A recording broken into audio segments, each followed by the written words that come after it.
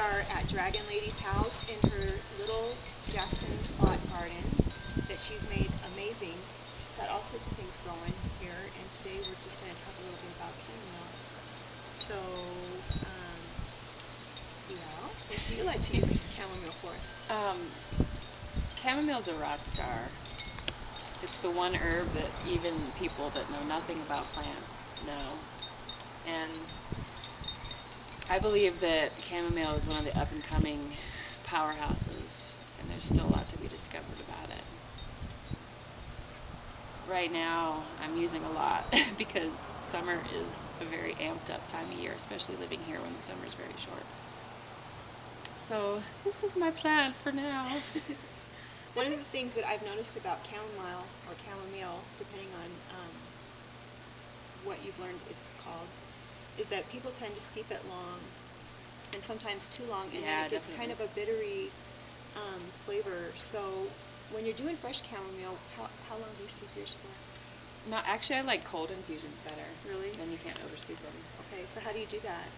Like to make sun tea, or just a cold infusion. Okay.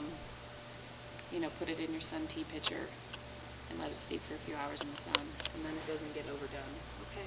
One of the things that I've never done it that way, one of the things I do is just the hot infusion and just like 2 minutes? Yeah. I usually just put my fresh flowers in, sometimes a strainer, sometimes I don't even put it in a strainer, it just depends what I'm in the mood for. And then I'll strain it out for just like 2 minutes, 3 minutes at the most.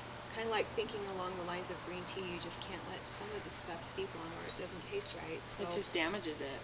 Yeah. So what about the dried? I think people oversteep that too. Oh, it's totally. probably the same. Yep. Yeah.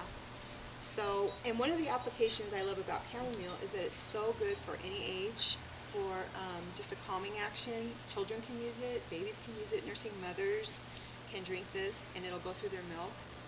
And so she'll be calm, it'll help her baby be calm. Another thing you can do is make the tea and apply it to a baby's feet if you're concerned about them having anything but milk. Just apply it to their feet, the tea, or I like to work with essential oil of chamomile too because it's very, very calming and it's very healing. I would suspect you could use chamomile for burns. Have you ever used it for any applications outside the body? I would think that it would kind of calm down burns. Stuff like rashes and stuff. Okay. Yeah, because it's anti-inflammatory. And the essential oil too. Definitely the blue is one of my allies.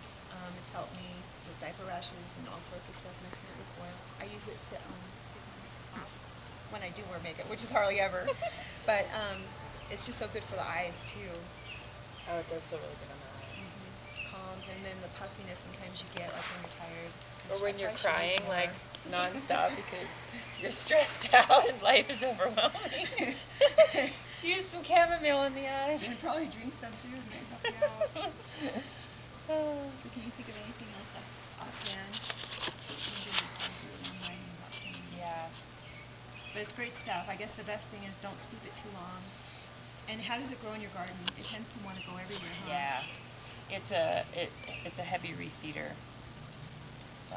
And how did that family over there? It just blew over there. Over yeah. there? So if you want chamomile in your garden, pick a big chunk and let it go crazy. Because when you try to control it, it can't be controlled. At least in my garden, that's been my experience. So is there anything else you want to say? How would you describe the smell of this?